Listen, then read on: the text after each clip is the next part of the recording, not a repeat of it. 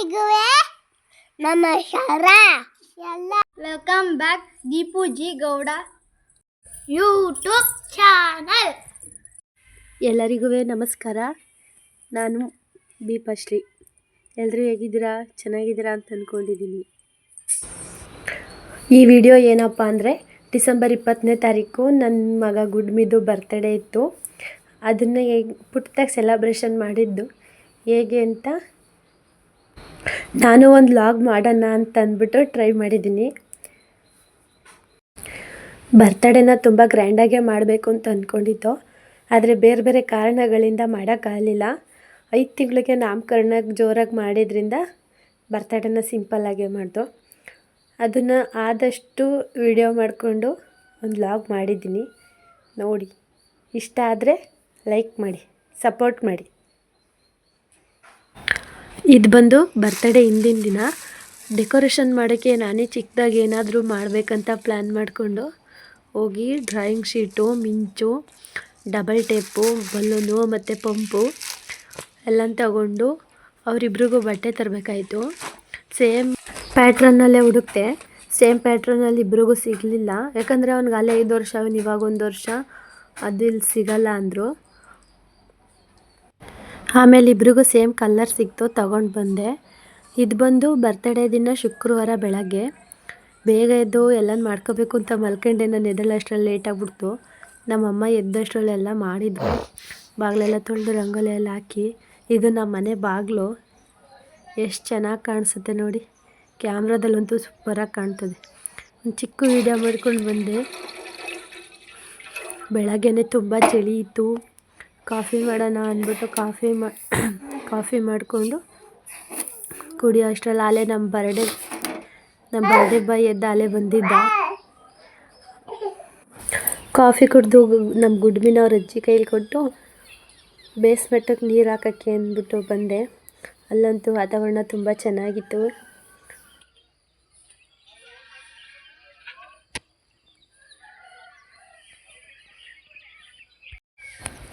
ಇದೆ ನೋಡಿ ನಾವು ಕಟ್ತಿರೋ ಮನೆ.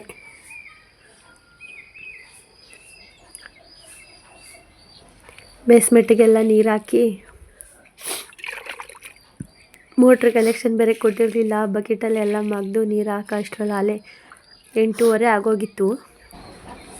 ಅವರು ನಮ್ಮೂರವರು ಅಮಾಸೆಯ ಗಾರೆ ಕೆಲಸ ಮಾಡ್ತಾರೆ. ಅಲ್ಲಿಂದ ಮುಗಿಸ್ಕೊಂಡು ಬಂದು ಗಾರೆ ಕೆಲಸ ಮಾಡೋಕ್ಕೆ ಅಂತ ಊರಿಂದ ಅಲ್ಲೇ ಎಲ್ಲರೂ ಬಂದಿದ್ದರು. ಅವ್ರಿಗೆ ಅಂತ ತಿಂಡಿ ರೆಡಿ ಮಾಡ್ತಿದ್ದೆ. ತೊಗರಿ ಕಾಳು ಹಾಕಿ ಪಲಾವ್ ಮಾಡಿದೆ. ಪಲಾವ್ ಆದಮೇಲೆ ಆಲ್ರೆಡಿ ಅಲ್ಲೇ 10 ಗಂಟೆ ಆಗಿತ್ತು. ಆಮೇಲೆ ತಗೊಂಡೋಗಿ ಅವ್ರಿಗೆ ತಿಂಡಿ, ಟೀ ಕೊಟ್ಬಿಟ್ಟು ಬಂದೆ. ಅವರು ಕೆಲಸ ಸ್ಟಾರ್ಟ್ ಮಾಡಿದರು. ಅಲ್ಲಿಂದ ಬಂದು ಡೆಕೋರೇಷನ್ ಮಾಡೋಕ್ಕೆ ಹೆಂಗೆ ಪ್ಲ್ಯಾನ್ ಮಾಡೋದು ಅಂತ ಮಾಡಿ, ಅವನ ಹೆಸ್ರು ಬರೆದು ಅದಕ್ಕೆ ಮಿಂಚು ಹಾಕೋಣ ಅಂದ್ಬಿಟ್ಟು ಮಾಡ್ತಾಯಿದ್ದೆ. ಅದನ್ನು ಮಾಡೋಕ್ಕೂ ಕೊಡ್ತಿರ್ಲಿಲ್ಲ ನನ್ನ ಮಗ ತರಲೆ. ಕೊನೆಗೆ ಹಿಂಗೆ ಮಾಡಿದೆ. ಅದು ಸಣ್ಣ ಆಗ್ಬಿಡ್ತು, ಮತ್ತು ದಪ್ಪ ಆಗ್ಬಿಡ್ತು. ಎಲ್ಲರೂ ಕೊನೆಯಲ್ಲಿ ಅದೇ ಹೇಳ್ಕೊಂಡು ನಗ್ತಿದ್ರು. ಅದು ಒಂದು ಅಂತ ಬರೆದಿರೋದು ಮನೇಲಿ ಯಾವುದೋ ಬೆಂಡಿತ್ತು, ಅದಕ್ಕೆ ಆ ಥರ ಬರೆದೆ. ಅದಾದಮೇಲೆ ಚೆನ್ನಾಗಿ ಕಾಣ್ತಿತ್ತು. ಅದಾದಮೇಲೆ ಮತ್ತೆ ಮಧ್ಯಾಹ್ನ ಕೆಲಸದವ್ರಿಗೆಲ್ಲ ಅಡುಗೆ ಮಾಡಿ ಮನೆ ಕೆಲಸ ಎಲ್ಲ ಮಾಡಿಕೊಂಡು ಎಲ್ಲ ಮಾಡ್ತಿದ್ದೆ. ಆಮೇಲೆ ಎಲ್ಲರೂ ಬಂದು ಅಡುಗೆ ಮಾಡೋಕ್ಕೆ ಸ್ಟಾರ್ಟ್ ಮಾಡಿದ್ರು. ನಾನು ಡೆಕೋರೇಷನ್ ಮಾಡೋಣ ಅಂತ ನಮ್ಮ ಈಶ್ವರೇಶನ್ ಕರ್ಕೊಂಡು ಬಲೂನ್ ಊದಿ ಎಲ್ಲ ರೆಡಿ ಮಾಡ್ತಿದ್ದೆ. ಇದೆಲ್ಲ ಆಗೋಷ್ಟೊತ್ತು ಖಾಲಿ 6:30-7 ಗಂಟೆ ಆಗೋಗಿತ್ತು. ಬೇಗ ಮಾಡಬೇಕು ಅಂತ ಎಷ್ಟೇ ಪ್ರಯತ್ನ ಪಟ್ಟರೂ ಅದು ಆಗೋ ಟೈಮ್ಗೆ ಆಯ್ತದೆ. ಏನೂ ಮಾಡೋಕ್ಕಾಗಲ್ಲ.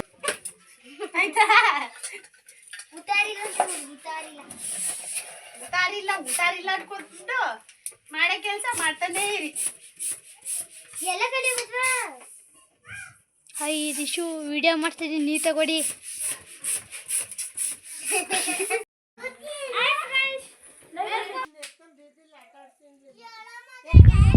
ಅವತ್ತಂತೂ ನನಗೆ ದೊಡ್ಡವ್ರಿಗಿಂತ ಜಾಸ್ತಿ ಚಿಕ್ಕ ಮಕ್ಕಳೇ ಹೆಲ್ಪ್ ಮಾಡಿದ್ರು. ನಮ್ಮ ಗುಡ್ಮಿನ ನೋಡ್ಕೊಳ್ಳೋದು, ಅದು ಇದು ಸಣ್ಣ ಪುಟ್ಟ ಕೆಲಸ ಮಾಡಿಕೊಡೋದು ಅಂತ ಮನೇಲಿ ಎಲ್ಲರೂ ಸಣ್ಣ ಮಕ್ಕಳೇ ಬಂದು ಹೆಲ್ಪ್ ಮಾಡಿದ್ರು.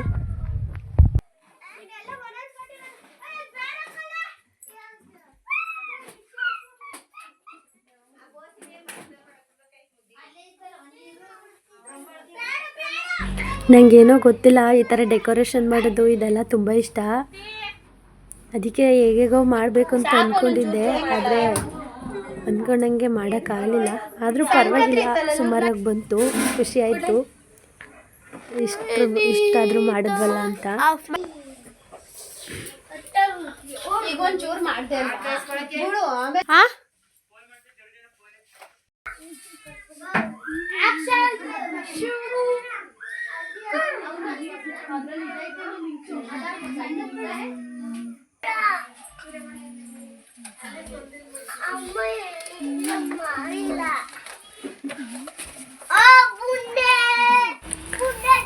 ಈ ರೀತಿ ಬಲೂನ್ ಎಲ್ಲ ಅಂಟಿಸ್ತು. ಮತ್ತು ಅವನ ಹೆಸರು ಬರೆದಿದ್ವಲ್ಲ ಅದನ್ನು ಈ ರೀತಿ ಮಧ್ಯದಲ್ಲಿ ಅಂಟಿಸಿದೆ.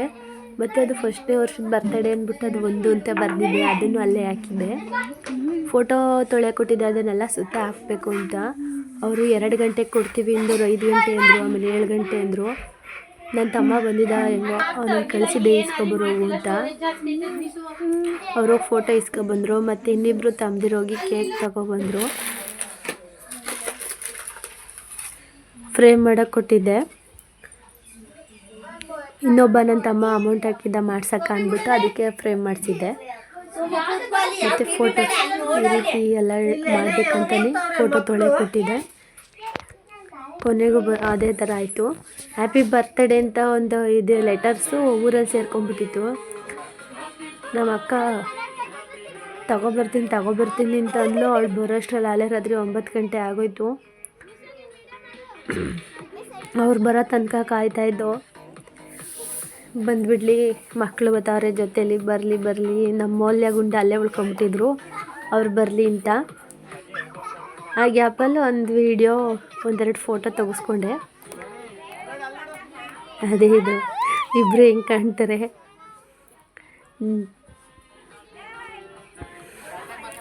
ನಮ್ಮ ಗುಡ್ಮಿ ಅಂತೂ ಸ್ವಲ್ಪ ನಿದ್ದೆ ಮಾಡ್ಕೊಂಡು ಎದ್ದಿದ್ದ, ಫುಲ್ ಖುಷಿಯಾಗಿದ್ದ, ಸ್ವಲ್ಪನೂ ಗಲಾಟೆ ಮಾಡಲಿಲ್ಲ, ಅದೇ ಖುಷಿ. ಆಮೇಲೆ ನಮ್ಮ ಅಕ್ಕವ್ರು ಬಂದರು, ಅದು ಹ್ಯಾಪಿ ಬರ್ತ್ಡೇ ಅನ್ನೋದು ಅಂಟಿಸ್ಬಿಟ್ಟು ಬೇಗ ಕೇಕ್ ಕಟ್ ಮಾಡಿಸ್ತು.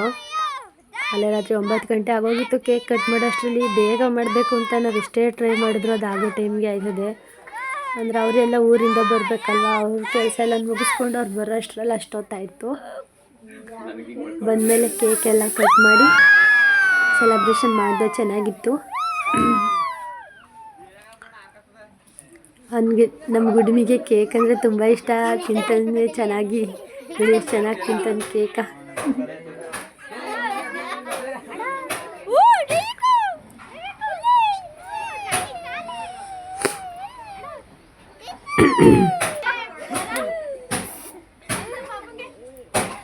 ಆಮೇಲೆ ಅವ್ರ ಅಣ್ಣ ಬಂದ. ಅವ್ರ ಅಣ್ಣ ಕೊಟ್ಟರು ಹಂಗೆ ಕೇಕ್ ಅಂದರೆ ಅದೇನು ಆಸೆನೋ, ಚೆನ್ನಾಗಿ ತಿಂತಾನೆ ಅಷ್ಟೇ. ಏನು ಜಾಸ್ತಿ ಯಾರು ಫೋಟೋ ಎಲ್ಲ ತೆಗೆಸ್ಕೊಳ್ಳಿಲ್ಲ, ಟೈಮ್ ಆಗಿಬಿಟ್ಟಿತ್ತು. ಊಟಕ್ಕೆಲ್ಲ ಹೇಳಿದ್ವಲ್ಲ, ಎಲ್ಲರೂ ಬಂದಿದ್ದರು, ಊಟಕ್ಕೆ ಕೊಡಬೇಕು ಅಂದ್ಬಿಟ್ಟು ಜಾಸ್ತಿ ಫೋಟೋಸ್ ಎಲ್ಲ ತೆಗೆಸ್ಕೊಳ್ಳಿಲ್ಲ. ಅದಾದಮೇಲೆ ನನ್ನ ತಮ್ಮನು ಬೆಂಗಳೂರಿಂದ ಬಂದಿದ್ದ, ಅವನು ಕೇಕ್ ತಂದಿದ್ದ, ಅವನ ಕೈಲಿ ಕಟ್ ಮಾಡ್ಸೋಕ್ಕೆ ಅಂತ. ಅವನಿಗೆ ನನ್ನ ತಮ್ಮ ಅಂದರೆ ಸಿಕ್ಕಾಪಟ್ಟೆ ಇಷ್ಟ, ನಮ್ಮ ಗುಡ್ಮಿಗೆ. ಆಮೇಲೆ ಅವನು ಕೇಕ್ ಕಟ್ ಮಾಡಿಸಿ ಆಯಿತು. ಅದಾದಮೇಲೆ ಅವ್ರ ಅಣ್ಣದಿರು ಅವ್ರ ಅಕ್ಕ ಅವ್ರ ಜೊತೆ ನಿಲ್ಲಿಸ್ಕೊಂಡು ಒಂದು ಫೋಟೋ ತೆಗ್ಸಿದ್ದ ಅಷ್ಟೇ. ಇನ್ನು ಬಂದಿದ್ದವ್ರು ಎಲ್ರಿಗೂ ಕೇಕ್ ಕಟ್ ಮಾಡಿ ಕೊಡಬೇಕು, ಟೈಮ್ ಆಯ್ತದೆ ಅಂತ ಅವರು ಫೋಟೋ ತೆಗೆಸ್ಕೊಳ್ಳೇ ಇಲ್ಲ. ಎಲ್ಲರೂ ಟೈಮ್ ಆಯಿತು, ಹೋಗ್ಬೇಕು ಅಂತ ಓಡಾಡ್ತಿದ್ರು. ಇನ್ನು ಊಟ ಮಾಡ್ದೇ ಹೋಯ್ತಾರಲ್ಲ ಅಂದ್ಬಿಟ್ಟು ಪಟ್ಟ ಅಂತೆಲ್ಲ ಕಟ್ ಮಾಡಿ ಕೊಟ್ಬಿಟ್ರು.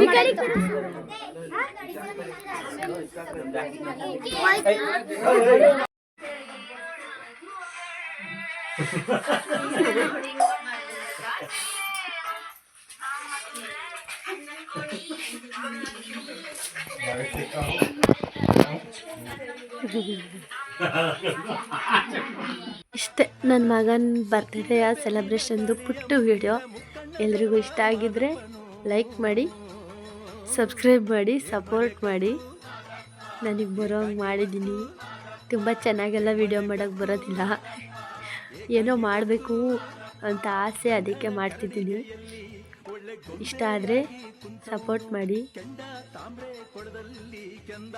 ವಿಡಿಯೋ ನೋಡಿದ ಎಲ್ರಿಗೂ ಥ್ಯಾಂಕ್ ಯು.